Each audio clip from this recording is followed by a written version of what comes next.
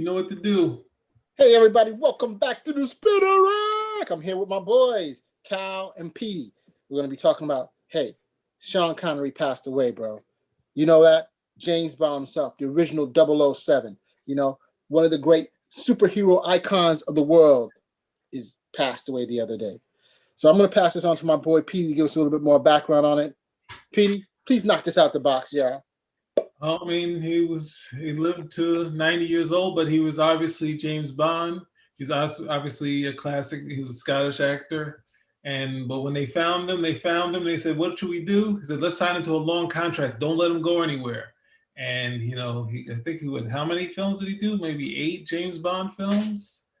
But he's pretty much the James Bond. There's been many other good ones, but he's the one we know, and he's got the closest to it because my father talked about when he would also fight. Sometimes he would kick, go into a little bit of soccer that James Bond used to, or football, he used to play when he was younger. So he's just an incredible actor. He's had a long career post that point, even as in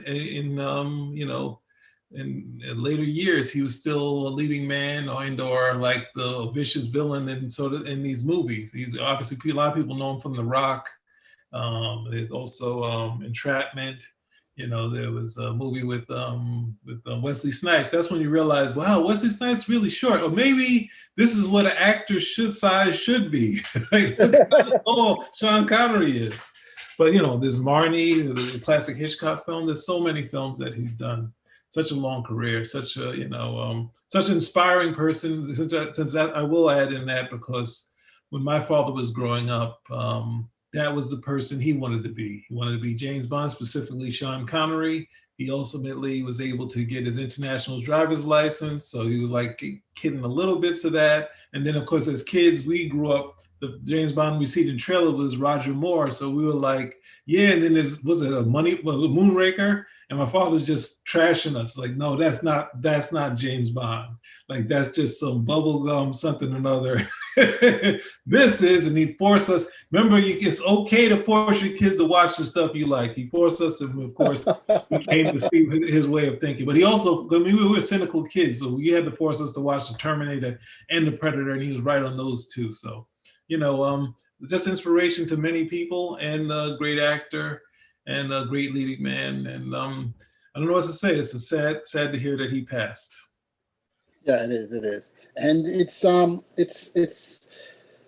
my first introduction to James Bond, the character, was through Roger Moore because we're of age for Roger Moore, and like you said before, our parents and our contemporaries who saw Sean Connery said, that guy is not the same debonair guy. Don't get me wrong, Roger Moore had his own people who were there to watch him, but what Sean Connery brought to the role, his leading man style, I'm trying to say his suave debonair style, the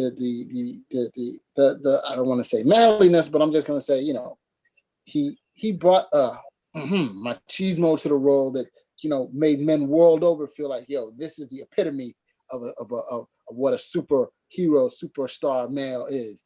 And he did everything. So, you have to give him credit. And the very fact that the role still exists. How many times have we seen movie companies start off with a role? Hey, this guy's done X amount of money in the books, or he's been famous in a show or whatever. And then they try to translate that into a movie, and boom. Because now, this day, everybody knows who James Bond is. James Bond was the man, and this is a very coveted role. And how many years has it been since his first movie? Any of you guys know? From I have to look it up. Yeah, so from then until now, I mean, they've been trying to put out a movie in 2020. Now it's going to be 2021 for quite a while.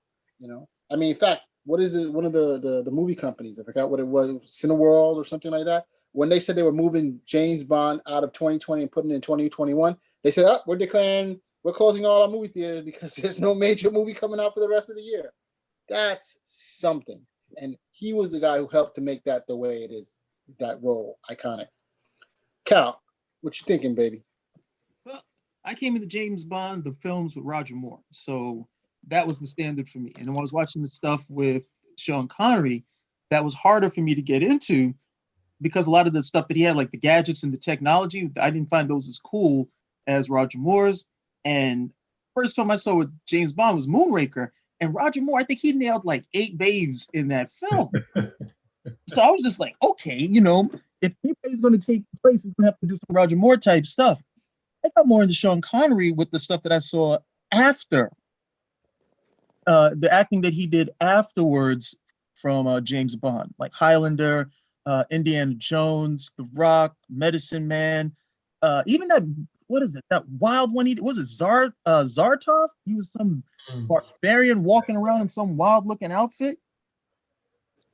I can't remember the exact name of it, but Petey was right. I mean, he stood like what, 6'2", and he was even I think he was in Mr. Universe at one point.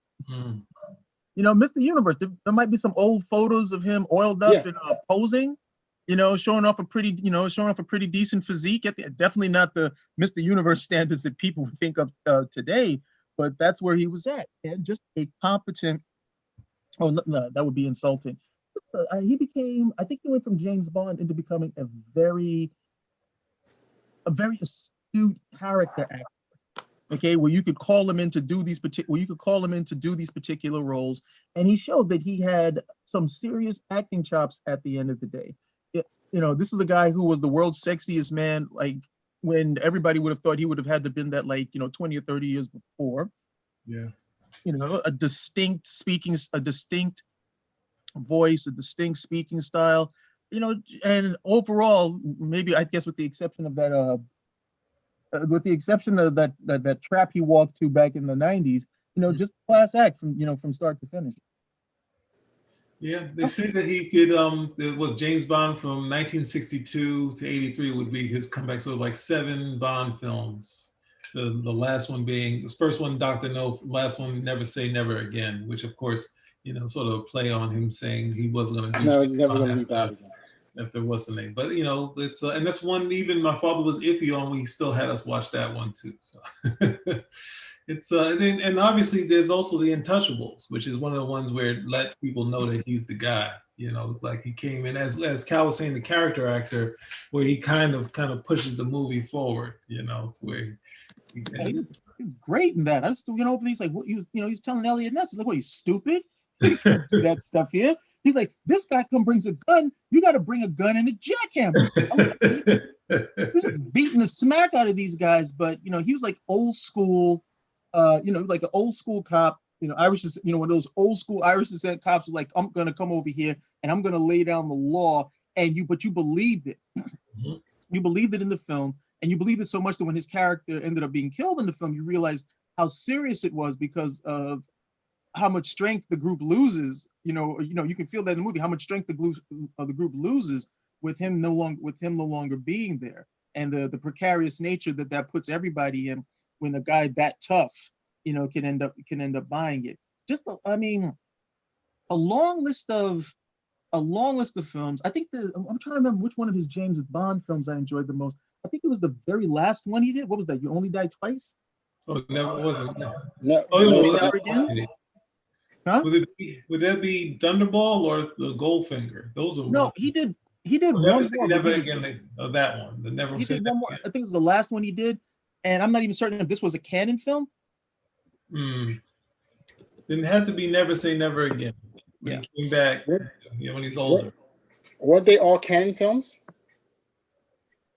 I'm not sure if Never Say Never Again was a canon Bond film. I'm really not sure, because that's like the same one. Who's this guy? He did that version of Casino. He did a Casino Royale, but I can't. It was more like a spoof. Oh yeah, the comedy version of that. Yeah. That's not a. It's 1967. Trying to remember who did this. Peter. Is it Peter Sellers? Yes. Yeah. Okay. Yeah. There's that. That's the one, and it also has Woody Allen as that comedy. Has Woody Allen as James Bond. Yeah. Too. Yeah. So they did those. Those aren't necessarily considered. They're pretty much Bond films, but they're not canon. And then I don't know because it was when he made that film. I don't know if he made it within the whole Bond sphere. He was still playing Bond in the movie, I just don't know if that was actually considered a canon film. I'd have to look it up. But I think that was the only one. That was like the last. That was the one I saw him in that I actually enjoyed. The other ones I kind of was, I was younger, so I was a little averse to it. Like, the gadgets aren't as cool. I agree. He killed, and he killed it. Well, what was it? I mean, I don't know. As far as it's I mean, it's a great run as far as an actor, and the ones that are classic Bond films, and then obviously Diamonds Are Forever, where he was like, I'm not. He said, I'm doing it as me. I'm not going to kill myself. You don't have to. You're not going to give me a hairpiece in this one, and it's sort of giving you that sort of rough around the edges Bond, and then even the same with Never Say Never Again, but. It's a good film. I mean, I think I don't know, because if I remember, the title was based on the fact that he said he would never play Bond again. Yep.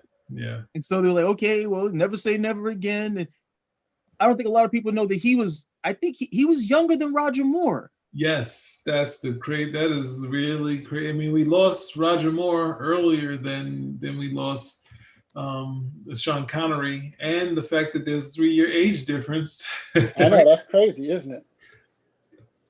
Well, I do have a tidbit on Roger Moore during I forget what movie it was, because there was one thing I was able to give my father this picture from this magazine called Neon that had both Roger Moore and Sean Connery together, both with like drinking red stripes together. But in that magazine Neon, they had a thing about Roger Moore. With Roger Moore, they said, the director said, "Can you just run from here to there?" And Roger Moore said, "No, I can't do that." Like, "What do you mean?" And Roger Moore was like, "I can't run."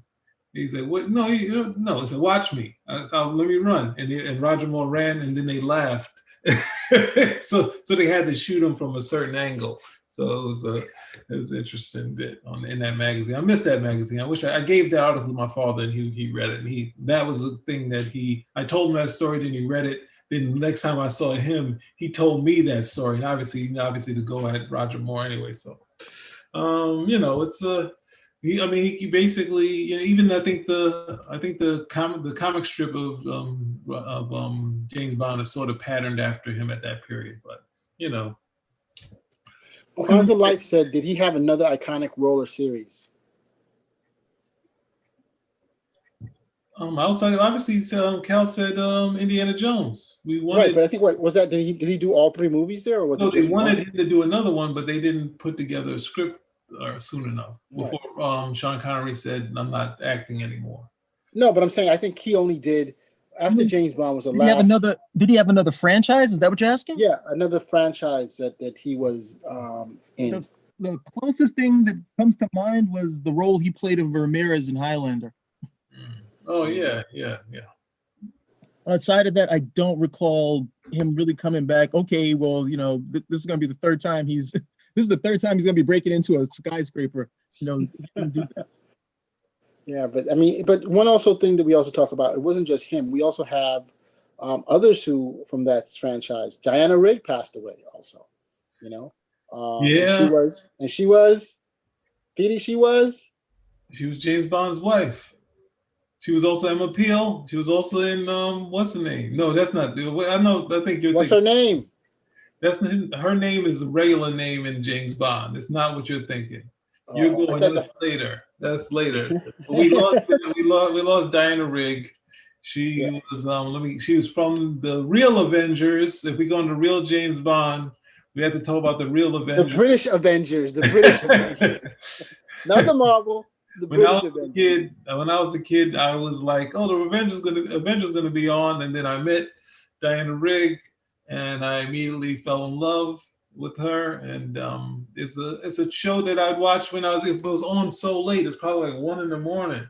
So it was something I rarely got to see. It wasn't until it was on A&E where I really got to see it. But she also played James Bond's wife in what was that? On Her Majesty's Secret Service.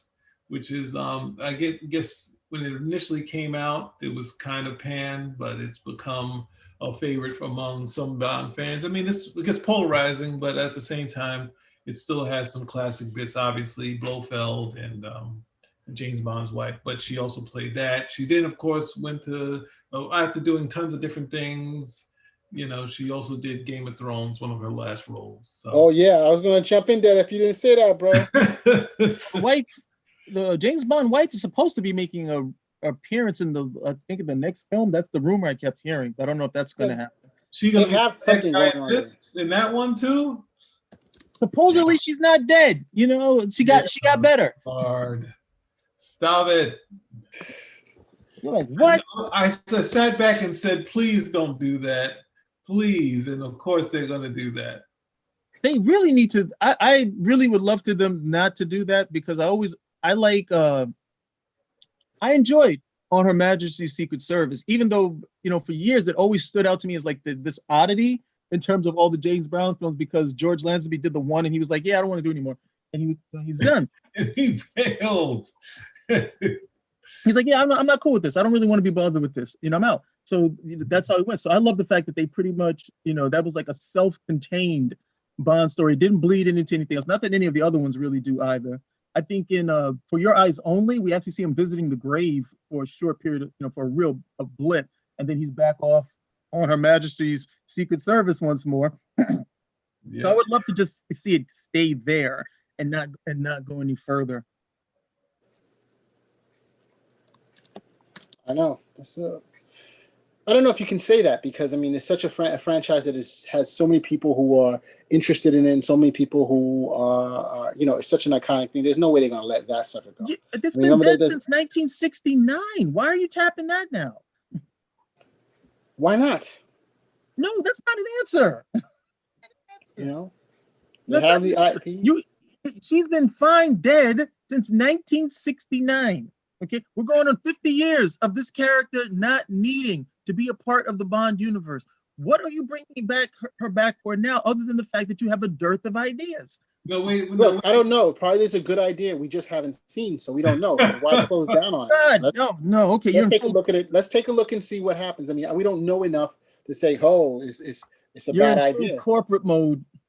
Yeah, I think George Lazenby. I think he bagged her during the filming. Oh my gosh! Now George Lazenby from he seems to have bagged everything during the film. Anything that walked. I think the girls came to him later, and they put like a mannequin, like a dressed up mannequin, by the door. Oh yeah. They had the sign. Here's one girl that you haven't slept with yet. Oh wow, that's crazy. It's a sign of the times. We use Prince. It's definitely a sign of the times. But wait a second, I want to clarify. Are we talking about Vesper Lynd, who was Eva Green, that was in Casino Royale? Are we talking about Diana Rigg's character, which was a crazy Diana Rigg's character that, you know, Bond, they Teresa Vincino? Is that the character they're gonna bring in? Who? Eva Green's character? No, I mean that long name character that the James Bond wife from Her Majesty's Secret Service. Yeah, that's Teresa Vincenzo. Oh, God, no. They're crazy. They really want to make this like it's almost like post-crisis, this James Bond franchise. No, they want to turn it into television. That's crazy. Want to turn it into television, nobody dies. What was the name? Countess Tracy Verrazano, something like that. Yeah, it's Contessa Teresa Di Vincenzo. Okay. Yeah, you know, that thing just works as that one thing right over there. Okay, I love that film more now after hearing the. Sorry. What happened? I love that film. I love that film now more than it did before. I mean, I used to see it on TV all the time. So it was one of those Bond films that it would just perennially pop up on TV. So I was very familiar with it. And Telly Savalas was in it. He was, doing Kojak, and he was popular with that. So I was like, oh, okay, Kojak's the villain. Yeah. So those were those things that were going on. But aside of that, I just want to leave it there. But getting back to Sean Connery, at the end of the day, again, one of the things that I really, Sean Connery's one of these guys you would think that after he does Bond, because this happens to a lot. I mean, this is what is being said about Daniel Craig. The Daniel Craig's career was pretty much neither here nor there. And then he became Bond and he got all of this light. But, they don't really expect too much from him after Bond. He can pretty much do what he wants after Bond. But they don't really expect too much of him after Bond. Whereas with Sean Connery, the Bond movies were pretty much like the stepping stone for a whole bunch of other stuff. Did any of you guys see The Name of the Rose? Yes. I haven't seen that, but yeah, I know of it. Okay. The Name of the Rose shows some real acting. I mean, I also think part of it was that you have someone like Sean Connery who, is doing the Bond stuff. And the Bond stuff after a while becomes almost formulaic. You're gonna come in, James Bond, shaken not stirred. You're gonna make some quips here or there. You're gonna confront some villain who says, "No, Mr. Bond, I expect you to die." That's pretty much the Bond movie. And they're not expecting too much more than you from that. So when he comes over there and says, no, I actually have some depth and some range. I can do some interpretation. He comes across with some really good stuff. The Name of the Rose, I thought the turn he did in Finding Forrester was also, was also very good. Just a lot of great work. Even the cameos that he would do when he was King Richard the Lionheart in Robin Hood, Prince of Thieves with Kevin Costner. He shows up and you're like, oh, Sean Connery's in here. Okay, it's not gonna suck, altogether. If Sean Connery's here, at least we'll know we get some good performances out of him. You mean Richard Gere? Right? Richard Gere. Richard Gere? Yeah. The other Arthur, the King Arthur movie. He was in that one. He was in Robin Hood, and then it's King and Robin Hood, and then there's that other movie where he was the lead with Richard Gere. Yeah, that is a great example, because Sean Connery really made that movie for me, because that movie sucked overall. Yeah, that one's. But we also got Robin and Marion, going to the myth of Robin Hood. Like at some points, I think my father was talking to me about it, where they come to towns where this historical, and like stuff has already happened, but then it's credited to Robin Hood much later. So it's an interesting story of Robin Hood, if you see that. Robin and Marion. Oh yeah, I saw that one too. They actually play it on the legend of Robin Hood's death, where it's Maid Marian who pretty much just kind of bleeds him out. That along those lines. Because what does she do? I guess she, well, you'd have to watch the film. I forgot who the female lead was in that film, but you'd have to watch that. But he just goes on to have this really great breadth of work after Bond, and it's a testament to his abilities. It's a testament to his abilities as an actor. It's unfortunate that as I kept hearing was that League of Extraordinary Gentlemen was the last movie he was willing to work on. He just says, I'm tired of doing this with all these idiots. This is just ridiculous. But we still got to see him. We still got to see him over there as a much better Alan Quartermain that was written by Alan Moore in the actual stories. Thank you very much, Alan Moore.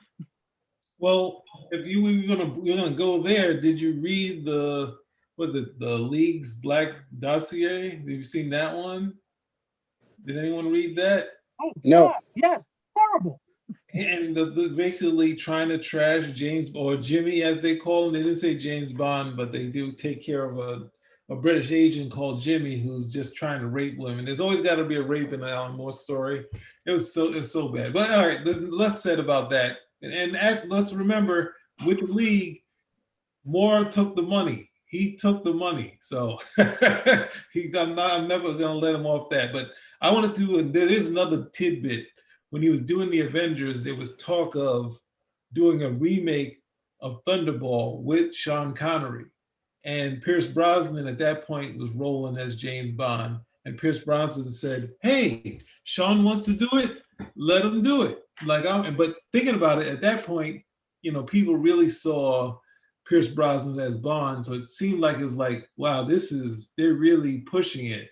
And look how old Sean Connery is. So as it went along, they were letting it go. The Bond company said, yeah, we've had 2 different films happen at the same time. Let him do it. He's too old. They were basically in their minds like, he's too old, until they revealed that Connery was not going to be Bond. He was going to be the villain. And they immediately stopped it. They immediately like, shut it down, cease and desist. They did not want Sean Connery coming out being the lead villain in this story, well, James Bond story. Like, we're not having him be a classic villain and tear apart our series. He's like, cease and desist. They're like, well, you didn't say he was going to be a villain. We thought he was going to try to be Bond. They're like, oh, no, they got us. But they held that bit up until the last minute of getting ready to start production, and then they shut. That would have been a bridge too far. Sean Connery coming back as a Bond villain. That would have been a bridge too far. Yeah, I agree. Oh, wait. Not for the producers. They're like, They don't care. They're like, hey, we can see the money. They're like, if that thing makes money, we're screwed. They say that's the real James. I mean, story-wise, they figure out a good actor. Because ultimately, I think the only person my father really liked when they were initially talking about Sean Bean being James Bond, that was the closest one he liked. But he ultimately became the villain in GoldenEye. So, like, that shows how much of a tough critic my father was. So, outside of Sean Connery.